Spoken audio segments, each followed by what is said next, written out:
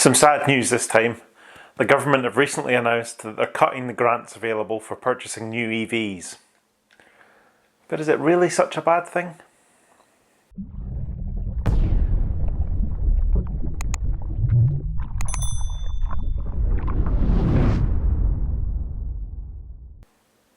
Yep, that's right. It was announced in a rather last-minute manner that the plug-in car grant, the UK government support offered to those buying brand new electric vehicles, was changing dramatically from the 18th of March. There was no real warning of this, it was just dropped like a bit of a bombshell. Even car dealers seemed to be a bit surprised and taken aback by it. There was a government press release detailing the changes and the reason for them, so let's take a look at that. The grant scheme for electric cars, vans and trucks has been updated to target less expensive models and reflect a greater range of affordable vehicles available, allowing the scheme's funding to go further and help more people make the switch to an electric vehicle. From today, the 18th of March 2021, the government will provide grants of up to £2,500 for electric vehicles on cars priced under £35,000. This will mean the funding will last longer and be available to more drivers. Grants will no longer be available for higher priced vehicles typically bought by drivers who can afford to switch without a subsidy from taxpayers. The number of electric car models priced under £35,000 has increased by almost 50% since 2019, and more than half the models currently on the market will still be eligible for the grant, including spacious family cars such as the Hyundai Kona 39 kWh and the MG ZS EV. Government measures to encourage people to switch to electric vehicles are also working, with nearly 11% of new cars sold in 2020 having a plug. This is up from just over 3% in 2019, and battery electric car sales almost tripled over that same period. The grant scheme was renewed last year with £582 million of funding introduced to last until 2022 to 2023.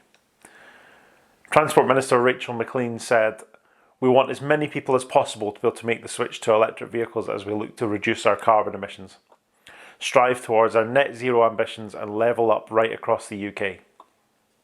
The increase in choice of new vehicles, growing demand from customers and rapidly rising numbers of charge points means that whilst the level of funding remains as high as ever, given soaring demand, we're refocusing our vehicle grants on the more affordable zero emissions vehicles where most consumers will be looking and where taxpayer money will make more of a difference. We will continue to review the grant as the market grows."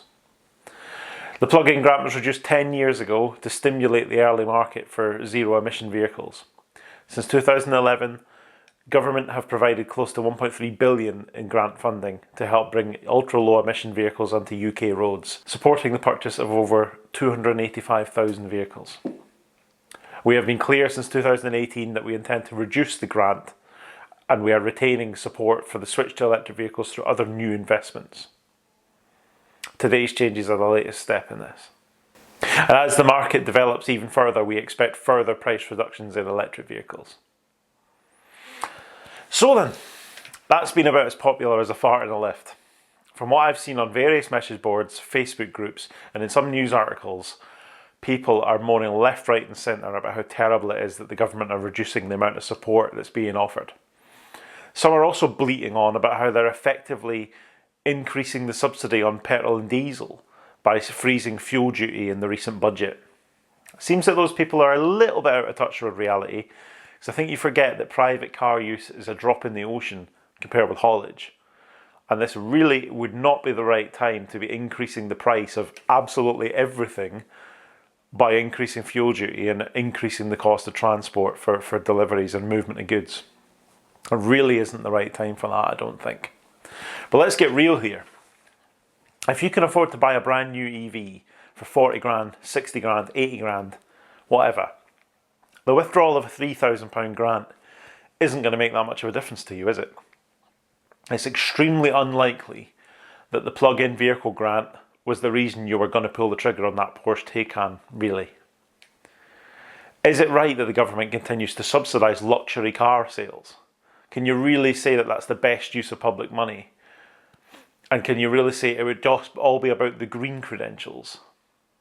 Surely the massive reductions in company car tax and the general capital allowances if you're buying a car through a business and the reduced running costs of electric are enough. I actually think it's quite a shrewd move here. Cap the list price of grant-funded cars. Because there's no doubt in my mind that the manufacturers have been inflating list prices to match the available funding. It always happens with grant-funded stuff, right? Just like charge point installation. It happens to just almost exactly cost for installation what the grant pays out. So you're still having to pay 500 quid for someone to supply and fit a charger, even with a £350 grant. And just like house prices just happen to rise with the Help to Buy scheme, because house builders are inflating the prices because people can get bigger mortgages than they ever could before. Removing the subsidy and forcing them to be competitive is the right move. That'll be harder at the lower end of the market, of course it will. So keeping some grant funding there for longer, I think that will encourage development of cheaper, smaller, lower powered or smaller battery cars for the lower end of the market for people that don't necessarily need a 50 grand car with a massive battery. And the best way you're going to electrify the sort of the everyman is to have cars that are available for less than 20k that can serve a purpose without being too over the top. And if you need the grant funding to hang about for a bit longer to encourage that, then that's a good thing. It's a controversial one, I'm sure. Go on, tell me in the comments how you couldn't possibly justify buying that Model S if the government weren't going to give you £3 grand towards it. Get a grip, come on. But do definitely tell me what you think. Do you think it's a bad thing? Do you think it's a good thing? Do you think that it will encourage development in the lower end of the market? Because I think it will. And I also think that it's the lower end of the market where we need product development and we need to encourage sales. So hopefully that's what's going to happen. But let me know what you think. Thanks for watching. I'll see you next time.